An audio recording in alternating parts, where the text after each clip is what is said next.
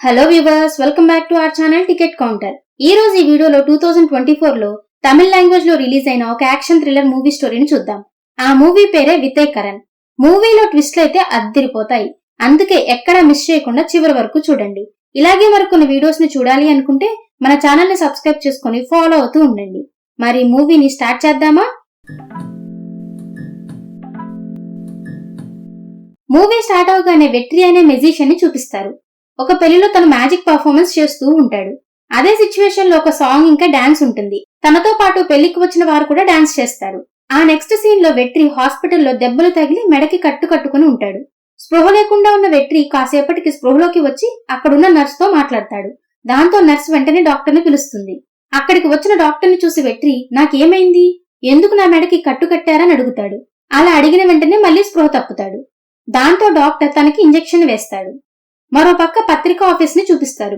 అక్కడ ఒక కేసు గురించి ఇన్వెస్టిగేషన్ రిపోర్టర్ అయినటువంటి సితారా ఎక్స్ప్లెయిన్ చేస్తూ ఉంటుంది. చెన్నైలో గత 20 సంవత్సరాల నుంచి గోల్డ్, డైమండ్స్ దొంగతనాలు బాగా జరుగుతున్నాయి. వీటిలో పట్టుబడిన వారు 3 మాత్రమే. వాళ్ళలో మొదటి వ్యక్తి మారి. నార్త్ ఇండియాకు కావాల్సిన బంగారం సరుకు మొత్తం చెన్నై నుంచే సప్లై అవుతుంది. ఆ మొత్తాన్ని కంట్రోల్ చేస్తున్న వ్యక్తి మారి. రోడ్ వేస్, ఎయిర్ వేస్ యూజ్ చేయకుండా అంతా ఇంటర్నేషనల్ షిప్స్ తో కనెక్ట్ అయి ఉన్నాయి. పొలిటీషియన్స్ అందరూ తన హ్యాండ్ ఓవర్ లో ఉన్నారు. అందులో దొరికిన రెండో వ్యక్తి కలకన్ రవి. చెన్నైలో ఉన్న అన్ని రకాల డైమండ్ జ్యువెలర్స్ కి తనే గాడ్ ఫాదర్. డైమండ్స్ దొంగతనం చేయడంలో అతను ఒక రాజు. చాలా మంది కస్టమ్ ఆఫీసర్స్ ని తన హ్యాండ్ ఓవర్ లో ఉంచుకున్నాడు. ఇంటర్నేషనల్ స్మగ్లర్ బ్రోకర్స్ తో కనెక్షన్స్ లో ఉంటాడు. ఇక మూడో వ్యక్తి డాలర్ అలగు. ఇతను హవాలా, మనీ లాండరింగ్ లో నెంబర్ 1. కంట్రీ అంతా తనకి తెలిసిన వ్యక్తులు ఉన్నారు. చిటిక వేసే సమయంలో ఎంత డబ్బునైనా సరే హ్యాండ్ ట్రాన్స్ఫర్ చేసేయగలడు. ఈ 3 వ్యక్తులు ఒక బంగారు షాప్ ఓనర్ దగ్గర 20 సంవత్సరాల క్రితం పనిచేశారు. ఒకరోజు అదే ఓనర్ ని నడి రోడ్డులో నరికి హత్య చేశారు. ఎంక్వైరీ చేయడానికి వచ్చిన పోలీస్ కి డబ్బు ఇచ్చి వీళ్లు చేసిన హత్యని ఆ షాప్ లో పనిచేసే క్యాషియర్ మీదకి నెట్టేశారు. దాంతో ఆ క్యాషియర్ జైలుకి వెళ్లాడు. ఆ తర్వాత ఈ 3 కలిసి కొత్త బిజినెస్ ని మొదలు పెట్టారు. కానీ కొన్ని రోజుల తర్వాత 3 విడిపోయి ఎవరికి నచ్చిన బిజినెస్ లు వాళ్ళు చేయడం మొదలు పెట్టారు. వచ్చే 23వ తేదీన మారీ గ్యాంగ్ హార్బర్ దగ్గర గోల్డ్ దొంగతనం చేయబోతున్నారు. దీని మీద నేను రీసెర్చ్ చేస్తున్నాను. ఆర్టికల్స్ కూడా రెడీ చేస్తున్నాను. అదే సమయంలో ఎయిర్పోర్ట్ లో జరగబోయే డైమండ్ స్మగ్లింగ్ మీద కూడా రీసెర్చ్ చేయబోతున్నాను అని సితారా చెప్తుంది. ఇది విన్న హైయర్ అఫీషియల్స్, నువ్వు రీసెర్చ్ చేస్తున్న విషయం చిన్నది కాదు, సమస్యల్లో చిక్కుంటావు, జాగ్రత్త అని చెప్తారు. అంత క్యాజువల్ గా డీల్ చేయకు అని సీనియర్ ఆఫీసర్స్ చెప్తారు. మరోపక్క వెట్రికి తలకి దెబ్బ తగలడానికి కొన్ని రోజుల ముందు జరిగిన సంఘటనను చూపిస్తారు. అలా ఒక రోజు వెట్రి మారిని కలవడానికి వెళ్తాడు. అక్కడ మారి మనుషులు కూడా ఉంటారు. వెట్రి మారి దగ్గరికి వచ్చి, నువ్వెవరివో, ఎంత పెద్ద వ్యక్తివో నాకు తెలుసు, నీ బంగారం వ్యాపారం గురించి కూడా నాకు బాగా తెలుసు అని చెప్తాడు. నిజానికి నువ్వు కష్టపడి సంపాదిస్తున్నావు, కానీ నీ ఫ్రెండ్ అలగు మాత్రం 2000కి 500 వడ్డీకే ఇవ్వడం, వాటిని డాలర్స్ గా కన్వర్ట్ చేయడం అని ఈజీగా సంపాదిస్తున్నాడు. అంతేకాదు ఇప్పుడు నీ బంగారపు కన్సైన్మెంట్ మీద కూడా కనివేశాడు అని హీరో మారికి చెప్తాడు. దాంతో మారి వెంటనే, రే ఎవర్రా నువ్వు, మేమందరం ఎలాంటి వాళ్ళమో తెలుసా, నువ్వు వచ్చిన పని చూసుకుని వెళ్ళు అని అంటాడు. కానీ పక్కనే ఉన్న మారి మనిషి, అన్న ఆగండి, తను ఏదో విషయం చెప్పాలనుకుంటున్నాడు, చెప్పమనివ్వండి అని చెప్తాడు. దాంతో మారి వెట్రిని చూసి, సరే నీ ప్లాన్ ఏంటి అని అడుగుతాడు. వెట్రి మారిని చూసి, డాలర్ అలగుకి ఒక పెద్ద కన్సైన్మెంట్ వచ్చింది, బ్లాక్ మనీని వైట్ గా మార్చాలి, ఇప్పుడు ఆ డబ్బును నేను దొంగతనం చేయాలనుకుంటున్నా, మీరు నాకు సపోర్ట్ ఇస్తే మనిద్దరం 50-50 పంచుకుందాం అని వెట్రి అంటాడు. ప్లాన్ మొత్తం నువ్వే చేశావు, నువ్వే ఎగ్జిక్యూట్ చేయొచ్చు కదా, నన్నెందుకు సపోర్ట్ కి పిలుస్తున్నావు అని మారి అడుగుతాడు. అది విన్న వెట్రి, అలగు చాలా పెద్ద వ్యక్తి, అతన్ని డీల్ చేయడానికి నువ్వే కరెక్ట్ పర్సన్వి, అంతేకాకుండా నాకు అలగుకి పాత లెక్క ఒకటి ఉంది, మా ఇద్దరికి గొడవ ఉంది అని వెట్రి మారికి చెప్తాడు. దాంతో మారి సరే నీకు సపోర్ట్ చేస్తా అని చెప్తాడు. అలా సీన్ ప్రెజెంట్ కి వస్తుంది. హాస్పిటల్లో వెట్రి డాక్టర్ ని చూసి నాకేమైంది అని అడగగా, అప్పుడు ఆ డాక్టర్ వెట్రిని చూసి, మీ తలకి చాలా పెద్ద గాయమైంది, 4 కుట్లు పడ్డాయి, మీ హెల్త్ బాగుంటేనే మేము నెక్స్ట్ ట్రీట్మెంట్ కి ప్రొసీడ్ అవ్వగలం అని డాక్టర్ చెప్తాడు. అప్పుడు వెట్రి, నాకు అసలు ఏం జరిగిందో పాత విషయాలు ఏవీ జ్ఞాపకం లేవు అని చెప్పగా, ఆ డాక్టర్, మీకు న్యూరో డీజనరేటివ్ డిసీజ్, అంటే తలకి దెబ్బ తగలడం వల్ల మీకు గతంలో జరిగిన విషయాలు ఏవీ గుర్తులేవు అని చెప్తాడు. కానీ వెట్రికి ఏం అర్థం కాదు. మరో పక్క రామన్ అనే వ్యక్తి ఒక కస్టమర్ సంచి నిండా డబ్బు పెట్టుకుని 20 రూపాయలు ఇచ్చి 3 టీలు ఇవ్వమని ఒక టీ షాప్ లో అడుగుతాడు. ఆ 20 రూపాయల నోటు మీద ఉన్న సీరియల్ నెంబర్ తన దగ్గర ఉన్న సీరియల్ నెంబర్ తో మ్యాచ్ అవుతుందా లేదా అని చెక్ చేస్తాడు. అది చెక్ చేసిన టీ షాప్ ఓనర్ కస్టమర్ ఎక్కడా అని అడగగా, రాము వెంటనే ఆ బండిలో ఉన్నాడని చెప్తాడు. దాంతో టీ షాప్ ఓనర్ ఆ ఇద్దరిని తీసుకుని ఒక మాల్ కి వెళ్తాడు. వీళ్ళ 3ని రిపోర్టర్ సితారా చూసి ఫాలో అవుతూ ఉంటుంది. ఆ టీ షాప్ ఓనర్ ఒక డ్రెస్ షాప్ కి తీసుకుని వెళ్తాడు. కస్టమర్ దగ్గర ఉన్న డబ్బు ఇచ్చేసిన తర్వాత ఆ డ్రెస్ షాప్ లో ఉన్న వ్యక్తి ఇచ్చిన ఒక పేపర్ ని తీసుకుని సేమ్ అదే సమయంలో సితారా కూడా ఆ లిఫ్ట్ లో ఎక్కుతుంది. ఆమెను చూసిన రాము, ఏంటి మేడం ఇక్కడ ఉన్నారు అని అడుగుతాడు.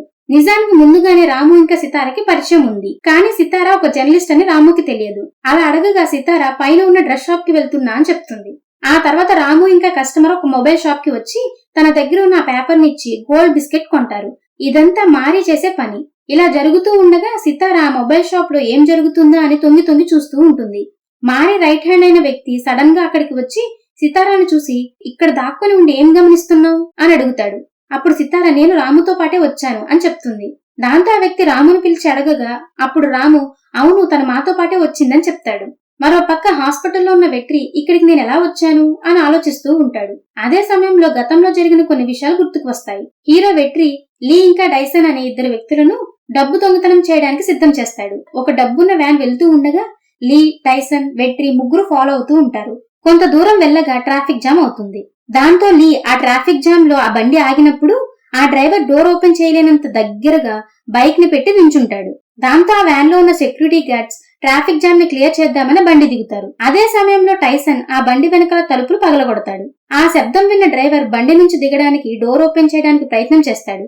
కానీ పక్కనే నిల్చొని ఉన్న లీ, హలో ఇక్కడ ఇలా ట్రాఫిక్ జామ్ అయింది, ఎలా దిగుతావు అని అడుగుతాడు. వెంటనే డ్రైవర్ సెక్యూరిటీకి ఫోన్ చేస్తాడు. సెక్యూరిటీ వచ్చేలోపే హీరో ఆ బండి వెనక డోర్స్ ను ఓపెన్ చేసి ఆ డబ్బు బాక్సెస్ మొత్తాన్ని తీసుకుని వెళ్లిపోతాడు. ఇంత ఈజీగా డబ్బును దొంగలించడం చూసి లీ ఇంకా టైసన్ ఆశ్చర్యపోతారు. ఆ తర్వాత వెట్రి లీ ఇంకా టైసన్ కి కొంత డబ్బునిచ్చి పంపించేస్తాడు. వెట్రి ఆ డబ్బును తీసుకుని హాస్పిటల్ కి వచ్చి జానకి అనే పేరు మీద పే చేస్తాడు. ఐసీయూలో జానకి తన భర్త ఫుడ్ తినిపించడం వెట్రి ఒక సైడ్ నుంచొని చూస్తూ ఉంటాడు. ఇంతకీ జానకి ఎవరు అనేది మనకు కాస్త ఆగితే తెలుస్తుంది. సీన్ ప్రెజెంట్ కి వస్తుంది. సేమ్ అదే సమయంలో సితారాతో పనిచేసే జర్నలిస్ట్ మనీ కూడా అక్కడికి వస్తుంది. వెట్రి ఒక కాఫీ షాప్ కి వెళ్ళగా సేమ్ అదే సమయంలో రిపోర్టర్ సితారా తనతో పనిచేసే జర్నలిస్ట్ మనీతో అక్కడికి వస్తుంది. అలా వాళ్ళిద్దరూ ఒక ఇంట్లో హస్బెండ్ అండ్ వైఫ్ విషం తాగి చనిపోయారనే విషయం గురించి మాట్లాడుకుంటూ ఉంటారు. ఇది ఖచ్చితంగా సూసైడ్ అని డిస్కస్ చేస్తుంటారు.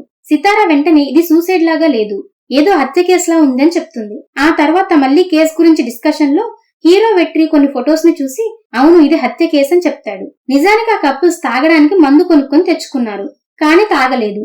అంటే మూడో వ్యక్తి కోసం వెయిట్ చేస్తున్నారేమో. కానీ ఇద్దరు చావడానికి ముందు జ్యూస్ ని తాగారు. ఆ తర్వాత వాళ్ళు చనిపోయారు. మేబీ ఆ జ్యూస్ లో పాయిజన్ ఉండవచ్చు. ఆ మూడో వ్యక్తి అలా జ్యూస్ లో పాయిజన్ ఇచ్చాడేమో అని వెట్రి అంటాడు. వెట్రి మాటలు విన్న సితారాకి అతను చెప్పేది కరెక్టే అనిపిస్తుంది. ఆ తర్వాత డాలర్ అలగు గ్యాంగ్ ని చూపిస్తారు. లీ ఇంకా టైసన్ అలగు గ్యాంగ్ లోని మనుషులే. అలగు ఇన్ఫార్మర్ ఫోన్ చేసి 23వ తేదీన హార్బర్ కి గోల్డ్ వస్తుంది అని చెప్తాడు. ఈసారి మారి చేతికి గోల్డ్ పోకుండా మనం తీసుకుందామని కూడా చెప్తాడు. పాండిచేరిలో ఉన్న మన మనుషులను రమ్మని చెప్పమని అలుగు చెప్పడంతో లీ ఇంకా టైసన్ వెంటనే వాళ్ళకంటే మంచిగా పనిచేసే వ్యక్తి మన దగ్గరే ఉన్నాడు అని చెప్పడంతో వాడిని పిలిపించమని చెప్తాడు అలగు. దాంతో వీళ్ళు వెంటనే వెట్టిని పిలుస్తారు.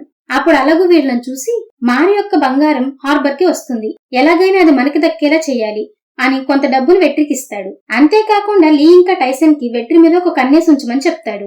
వెట్రి ఆ డబ్బును తీసుకొచ్చి హాస్పిటల్లో జానకి పేరు మీద అడ్వాన్స్ గా కడతాడు. మళ్లీ సీన్ ప్రెజెంట్ కి వస్తుంది.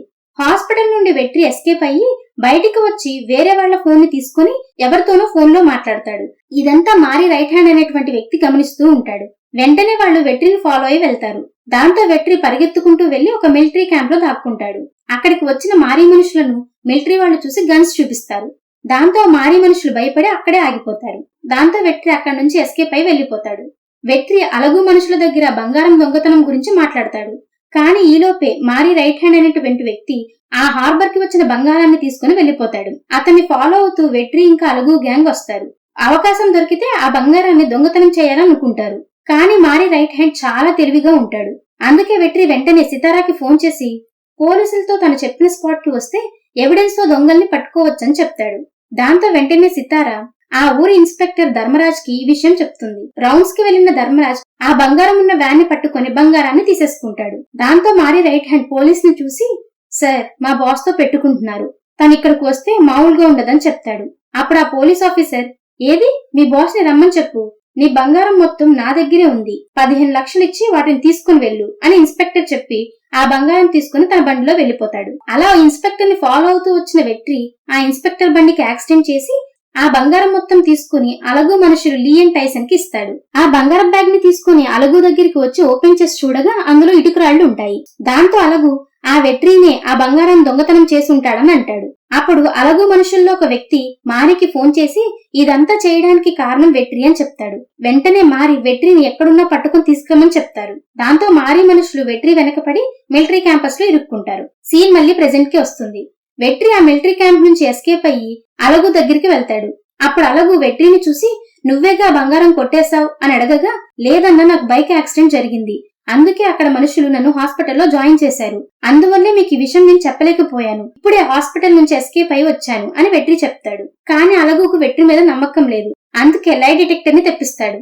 అప్పుడు ఆ మెషిన్ కూడా వెట్రి చెప్పేది నిజమే అని చెప్తుంది. నిజానికి హీరో బంగారంతో పాటు డైమండ్స్ కూడా దొంగతనం చేయాలని ప్లాన్ చేస్తాడు. ఈ విషయం అలగు కూడా చెప్తాడు. 26వ తేదీన కలకండ్ రవి డైమండ్స్ ఎయిర్పోర్ట్ కి వస్తాయి, మనం ప్లాన్ చేసి తీసుకుందామని వెట్రి చెప్పి ఇంటికి వెళ్తాడు. ఇంటికి వచ్చి చూస్తే సితార అక్కడ కనిపిస్తుంది. సితార వెట్రిని చూసి, మమ్మల్ని బాగా మోసం చేసి బంగారం దొంగతనం చేసి తీసుకుని వెళ్లిపోయావా? నిన్ను నమ్మి ధర్మరాజుతో వచ్చాను, కానీ నువ్వు అతన్నే యాక్సిడెంట్ చేశావని చెప్తుంది. అప్పుడు వెట్రి సితారాను చూసి, ప్రతి ఒక్కరూ దొంగతనం చేయడానికి ఏదో ఒక రీజన్ ఉంటుంది అని తన గతాన్ని చెప్పడం మొదలు పెడతాడు. అలా స్టోరీ గతానికి వెళ్తుంది. ఒక రోజు వెట్రి మ్యాజిక్ షో కంప్లీట్ చేసుకుని వస్తూ ఉండగా జానకిని చూస్తాడు.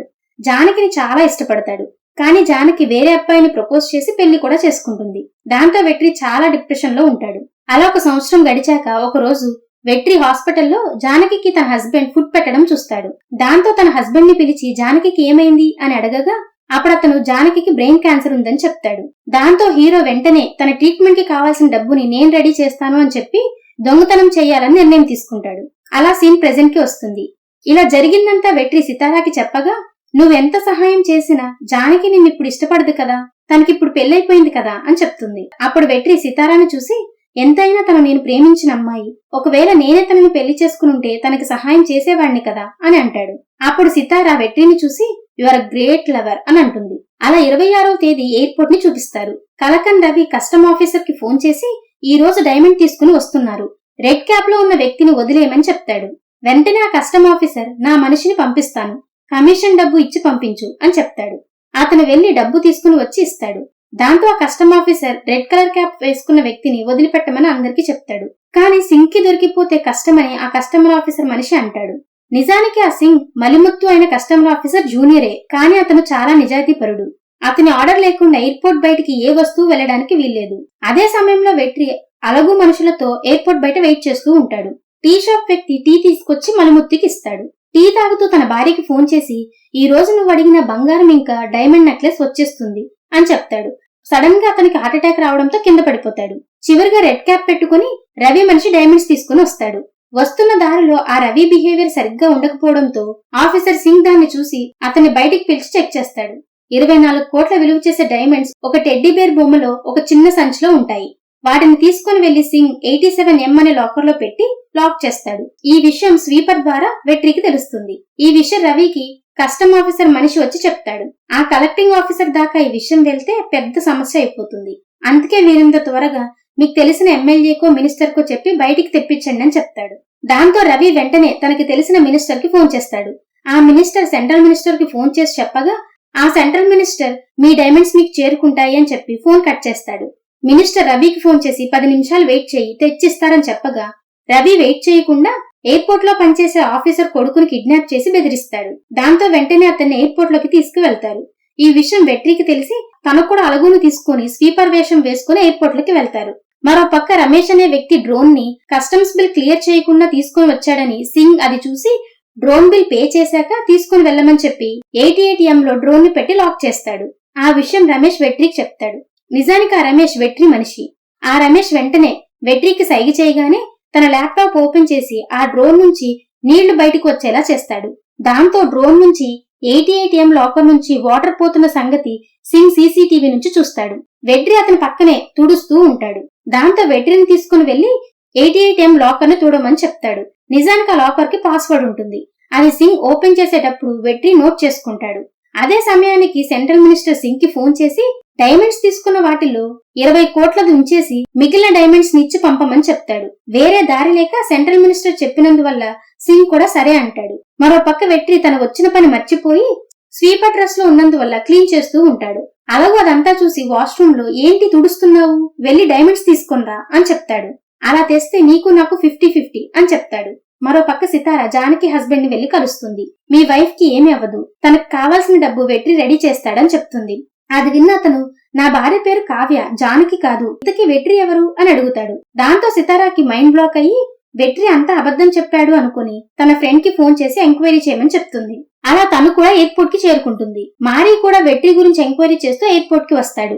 ఎయిర్పోర్ట్ లో సితారాని చూసిన మారీ రైట్ హ్యాండ్, అన్న ఈ అమ్మాయి ఆ రోజు బంగారం దొంగతనం చేయడానికి ధర్మరాజ్తో వచ్చింది, అంతటికి కారణం ఈ అమ్మాయే అని చెప్తాడు. దాంతో సితార మారీని చూసి, నన్ను కూడా వెట్రి ఇలాగే మోసం చేశాడు, ఇప్పుడు కూడా డైమండ్స్ దొంగతనం చేస్తున్నాడని చెప్తుంది. సితారా మాటలు విన్న తర్వాత మారి లోపల ఎయిర్పోర్ట్ లో ఏం జరుగుతుందో తెలుసుకో అని సితారాను లోపలికి పంపిస్తాడు. అలా సితారా ఎయిర్పోర్ట్ లోపలికి వెళ్లి, నేను ప్రెస్ని ఈ రోజు జరిగిన డైమండ్స్ దొంగతనం గురించి రిపోర్ట్ రాయడానికి వచ్చానని చెప్పి ఆ డైమండ్స్ దొంగతనం కోసం బయట ఒక గ్యాంగ్ నిల్చొని ఉన్నారు అని సింగ్ తో చెప్తుంది. దాంతో సింగ్ వెంటనే సీసీటీవీలో చూసి బయట మారీ అండ్ గ్యాంగ్ నిల్చొని ఉండడం గమనించి ఈ విషయాన్ని సెంట్రల్ మినిస్టర్ కి ఫోన్ చేసి చెప్తాడు. దాంతో ఆ మినిస్టర్ సింగ్ తో వాళ్ళని అరెస్ట్ చేయమని చెప్తాడు. ఈ లోపు సితారా ఫ్రెండ్ సితారాకి ఫోన్ చేసి వెట్రి గురించి ఎంక్వైరీ చేశాను, అతను ఒక మెజిషియన్, కానీ 3 సంవత్సరాల నుంచి ఎయిర్పోర్ట్ లో స్వీపర్ గా పనిచేస్తున్నాడని చెప్తుంది. సితారాకి అసలు ఏం జరుగుతుందో అర్థం కాదు. మరో పక్క వెట్రి ఏసీ వెంటిలేషన్ సైడ్ నుంచి వెళ్తే ఆ 87M లాకర్ ని ఈజీగా ఓపెన్ చేయొచ్చు అని ప్లాన్ వేసి లీ ఇంకా టైసన్ తో ఆ ద్వారి ద్వారా లోపలికి వెళ్లమని చెప్తాడు. అంతేకాకుండా వాళ్ళకి మత్తుమందు స్ప్రేని ఇచ్చి మీకెవరైనా అడ్డొస్తే స్ప్రే చేయమని కూడా చెప్తాడు. మరో పక్క సితార అలగు దగ్గరికి వెళ్లి వెట్రి ఆ డైమండ్స్ ను దొంగతనం చేసి తీసుకుని వెళ్లిపోతాడని చెప్తుంది. దాంతో అలగు టైసన్ కి ఫోన్ చేసి డైమండ్స్ చేతికి రాగానే ఆ వెట్రిని చంపేయమని చెప్తాడు. మరో పక్క రమేష్ సీసీటీవీ ఫుటేజ్ ని హ్యాక్ చేస్తాడు. దాంతో వెట్రి లాకర్ ని ఓపెన్ చేసి డైమండ్స్ తీస్తాడు. దాంతో టైసన్ తన చేతిలో ఉన్న స్ప్రేని వెట్రి మీద కొట్టగానే తన కింద పడిపోతాడు. వాటిని తీసుకుని బయటికి వచ్చినప్పుడు అలగు రవి ఒకే చోట ఉంటారు. దాంతో రవి వాటిని తీసుకోగా సరిగ్గా అక్కడికి సింగ్ వస్తాడు. వాళ్ళ చేతిలో ఆ డైమండ్స్ ఉండడాన్ని చూసి, ఇది నేను లాకర్ లో పెట్టాను కదా, నీ చేతికి ఎలా వచ్చింది అని అడుగుతాడు. దాంతో రవి వెంటనే టైసన్ చేతిలో ఉన్న స్ప్రేని తీసుకుని సింగ్ మీద కొడతాడు. 25 కోట్ల డైమండ్స్ ని దొంగతనం చేయడమే కాకుండా నా మీద స్ప్రేని కొడతావా అని రవి అండ్ గ్యాంగ్ ని సింగ్ అరెస్ట్ చేస్తాడు. మరో పక్క వెట్రి తన మ్యాజిక్ షో చేస్తూ ఉంటాడు. అక్కడికి సితారా వస్తుంది. నిజానికి స్టార్టింగ్ లో అలగు మారి రవి ఒక గోల్డ్ షాప్ ఓనర్ ని చంపి ఆ నిందని క్యాషియర్ మీద వేశారు కదా, ఆ క్యాషియర్ మరెవరో కాదు, వెట్రి వాళ్ళ నాన్నగారు. ఆ కోపం మీద 20 సంవత్సరాల నుంచి ప్లాన్ చేసి వెట్రి వాళ్ళని చంపాలి అని అనుకుంటాడు. అందుకే సితారాను యూజ్ చేసుకుని దొంగతనాలు చేశాడు. వెట్రి జానకిని ప్రేమించిన మాట నిజమే, కానీ సితారాకి అబద్ధం చెప్పమని చెప్తాడు. చివరికి ఈ విషయం సితారా తెలుసుకుంటుంది. అలా స్వీపర్ గా పనిచేస్తూ ఉన్నప్పుడు జానకి ట్రీట్మెంట్ కి వెళ్తుంది. దాంతో తను చాలా ఫీల్ అవుతాడు. చివరికి తన అన్నకి ఫోన్ చేసి మోసం చేయడం తప్పు కాదు, మోసపోవడం తప్పు అని చెప్తాడు. నిజానికి వెట్రి వాళ్ళ అన్న కూడా సేమ్ వెట్రి లాగానే ఉంటాడు. అలా ఇద్దరు ట్విన్స్ అనే ట్విస్ట్ తో మూవీ ఎండ్ అవుతుంది. ఈ మూవీ మీకు ఎలా అనిపించిందో కామెంట్ చేసి చెప్తారు కదా. మీరు చేసే కామెంట్స్, లైక్స్ అండ్ సబ్స్క్రిప్షన్స్ మాకు నెక్స్ట్ వీడియో చేయడానికి ఎంతో ఎంకరేజ్మెంట్ ని ఇస్తాయి. ఈ వీడియో మీకు నచ్చినట్లయితే మీ ఫ్రెండ్స్ అండ్ ఫ్యామిలీతో కూడా షేర్ చేసుకుని సపోర్ట్ చేస్తూ ఉండండి. Thank you everyone for watching.